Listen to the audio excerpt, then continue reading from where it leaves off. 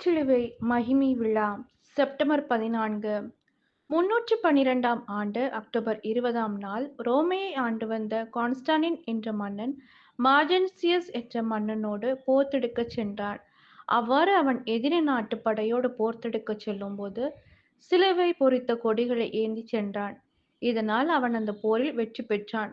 அதன் நிமித்தமாக கிறிஸ்தவ மதத்தை அரசாங்க மதமாக அறிவித்தான். இது நடந்து 13 ஆண்டுகள் கழித்து கான்ஸ்டாண்டின் மன்னனின் தாயார் தூய ஹெலனா என்பவர் எருசலேம் நகருக்கு புனித பயணம் மேற்கொண்டார். அவர் கல்வாரி மலைக்குச் சென்று அகழ்வாராய்ச்சியில் ஈடுபட்டபோது அங்கே 3 சிலுவைகள் இருப்பதைக் கண்டார். இந்த 3 சிலுவைகளில் எது இயேசு கிறிஸ்து அறையப்பட்ட சிலுவை என்று குழப்பம் ஏற்பட்டது. எனவே அவர் ஒரு கைசூம்பிய மனிதனை அழைத்து அந்த 3 சிலுவைகளையும் தொடுமாறு சொன்னார். உடனே அம்மனிதன் 3 சிலுவைகளையும் தொட்டபோது அதிலிருந்து ஒரு சிலுவையிலிருந்து ஆற்றல் வெளிப்பட அம்மனிதனுடைய கை குணமடைந்தது. இதை பார்த்த தூய ஹெலனா அந்த திருச்சிலுவையை ரோமை நகருக்கு தூக்கி கொண்டு வந்து ஆலயம் ஒன்றை கட்டி எழுப்பி அதில் திருச்சிலுவையை வைத்தார். அவர் திருச்சிலுவையை ரோமையில் உள்ள ஆலயத்தில் நிறுவிய நாள் 326ஆம் ஆண்டு செப்டம்பர் 14ஆம் நாள் ஆகும். அன்றிலிருந்து திருச்சிலுவை உயர்த்தப்பட்ட நாள் விழாவாக கொண்டாடப்பட்டு வருகிறது.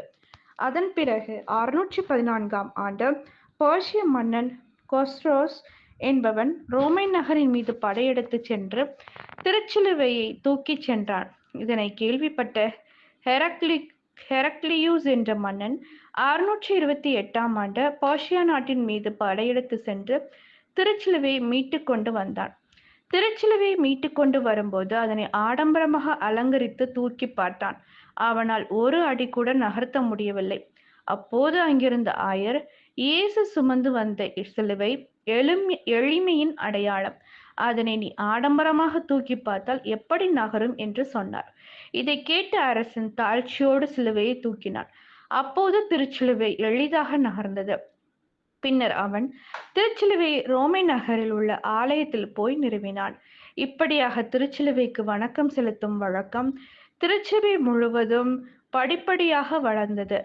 1970ஆம் ஆண்டு வரை இவ்விழா திருச்சிலுவை உயர்த்தப்பட்ட நாள் என்று கொண்டாடப்பட்டு வந்தது. 1970ஆம் ஆண்டுக்கு பிறகு இவ்விழா திருச்சிலுவையின் மகிமை விழா என்ற பெயரில் கொண்டாடப்பட்டு வருகின்றது. அவமானத்திற்கு உரிய திருச்சிலுவையை மரணம் அல்லது சிலுவைச்சாவு என்பது நாட்டை காட்டிக் கொடுத்தவர்களுக்கும் துரோகிகளுக்கும் தான் கொடுக்கப்பட்டது. இப்படிப்பட்ட கொடிய தண்டனை முறை தொடக்கத்தில் பொனிசியர்களால் கண்டுபிடிக்கப்பட்டு நடைமுறைப்படுத்தப்பட்டு வந்தது. அதன் பிறகுதான் ரோமையர்கள் அவர்களிடமிருந்து இப்படிப்பட்ட தண்டனை முறையை எடுத்துக்கொண்டு தங்களுக்கு எதிராக செயல்பட்டவர்களுக்கு கொடுத்தார்கள். இயேசு ஒரு பாவமும் அறியாதவர், ஒரு குற்றமும் செய்யாதவர். அப்படிப்பட்டவருக்கு சிலுவை சாவு தண்டனையாக கொடுக்கப்பட்டது.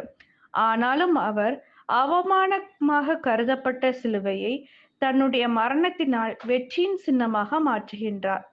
ஆகவே சிலுவை என்பது அவமானத்தின் சின்னம் கிடையாது, மாறாக அது வெற்றியின் சின்னம் என்பதை இயேசு தன்னுடைய மரணத்தால் நிரூபிக்கின்றார்.